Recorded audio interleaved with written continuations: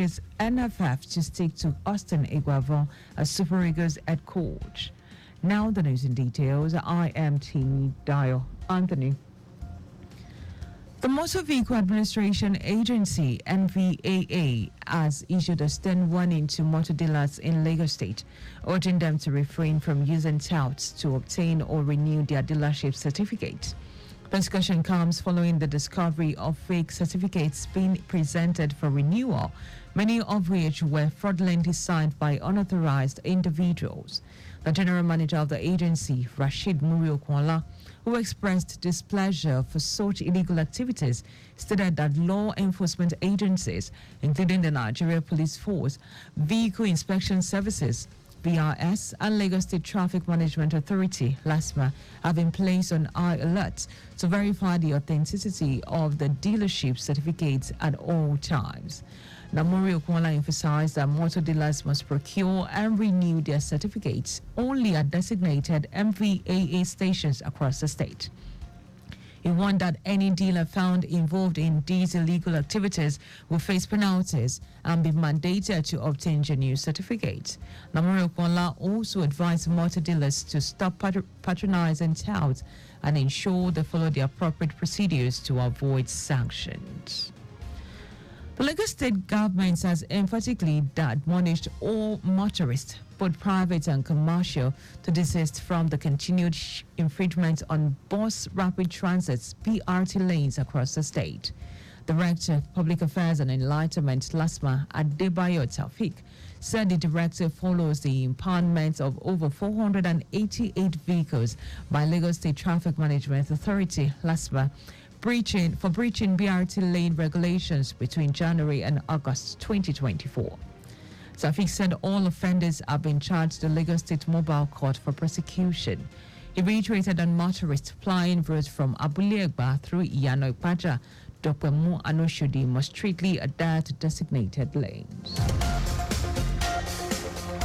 Still in Lagos State, the Lagos State government has released the results of Year 2024 Basic Education Certificate Examination, BECE.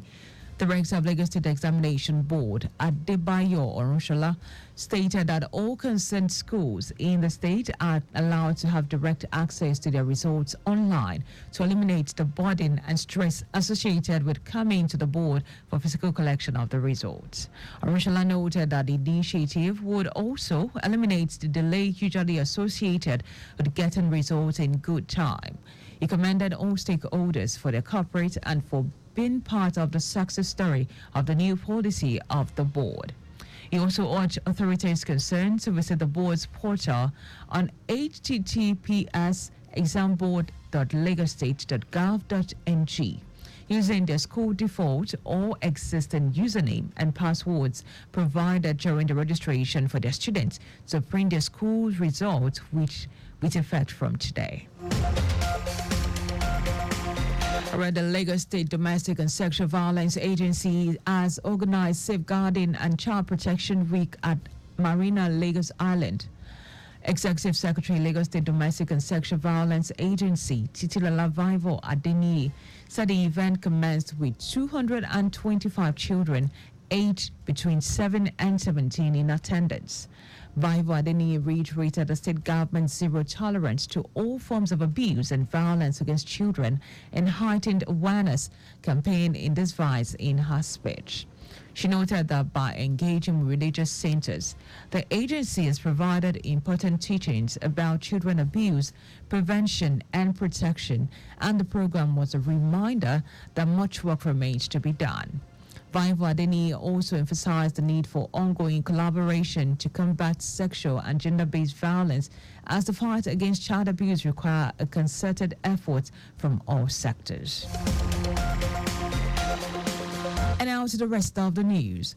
The Federal Executive Council, FEC, has approved the establishment of a disaster management fund. Minister of Finance and Coordinating Minister of the Economy, Wale Edu, said this after the Federal Executive Council FEC meeting presided over by President Bola Tinubu. According to the minister, in this era of climate change, no matter the prevention measures in place, disaster would still occur. He emphasized the importance of pooling funds from various sectors and being prepared when disasters strike. Edo also revealed that the council passed the Economic Stabilization Bill, which is largely based on the recommendation of the Fiscal Policy and Tax Reform Committee. He explained that the bill is aimed at implementing the committee's recommendations, including proposed amendments to the company's income tax. The Ministry of Water Resources and Sanitation has embarked on a comprehensive assessment of the Alau Dam in Borno State to ascertain the integrity following the recent devastating flood. Minister of Water Resources and Sanitation, Joseph Yusuf, said this at a press briefing in Abuja to commemorate the 2024 World Rivers Day in Nigeria with the theme, Waterways of Life, and a sub-theme, Protect Our Rivers from Pollution. Yusuf noted that the overall objective of the global event is to stimulate immediate action towards responding to the various threats to the rivers. He expressed significant role of river in the water cycle, adding that it enhances the economic survival of any region and serve as habitat for aquatic plants and animals. And now to foreign news. At least 6 people have been confirmed dead in Japan Noto Peninsula after flood struck an area still recovering from a major earthquake 9 months ago. Heavy rain pounded the area over the weekend, with more than 540 millimeters of rain recorded in the city of Wajima for over 72 hours, the heaviest continuous rain since the comparative data became available. Now, the region is still recovering from the magnitude 7.5 earthquake on January 1st, which toppled buildings, triggered landslide, and sparked a massive fire. According to Ishikawa region government, floodwater inundated emergency housing unit built for those who have lost their homes in the earthquake, which killed at least 374 people. And now to sports. Former Nigeria international Etim Essen has advised Nigeria Football Federation (NFF) to stick with Austin Eguavoen as head coach of the Super Eagles and forget about hiring a foreign coach. Essen made this known on the backdrop of his impressive outing with the senior national team at the 2025 Africa Cup of Nations qualifiers, where the team defeated Benin 3-0 before playing out a 1-1 draw against Rwanda. It said Eguavoen should be allowed to remain the Super Eagles coach and continue with the good work he has started. But just before we go, maintain adequate distance from the vehicle ahead of you to avoid collision. You can follow us on like all of our social media platforms. X at Traffic Radio 961. Facebook, Lagos Traffic Radio 961.fm. Now, Instagram at Lagos Traffic Radio 961. You can also subscribe and watch our news and program live on YouTube at Traffic Radio 961. You can also visit our website at www.trafficradio961.ng. Now, did you know that the Sanwo-Olu administration constructed watchtowers with alarm bells and perimeter fences in model colleges? You can get more details from Lagos State Government website. To end the news, here are the highlights of the major stories. The Motor Vehicle Administration Agency, MVAA, has issued a stern warning to motor dealers in Lagos State, urging them to refrain from using touts to obtain or renew their dealership certificate. The Federal Executive Council, FEC, has approved the establishment of a disaster management fund.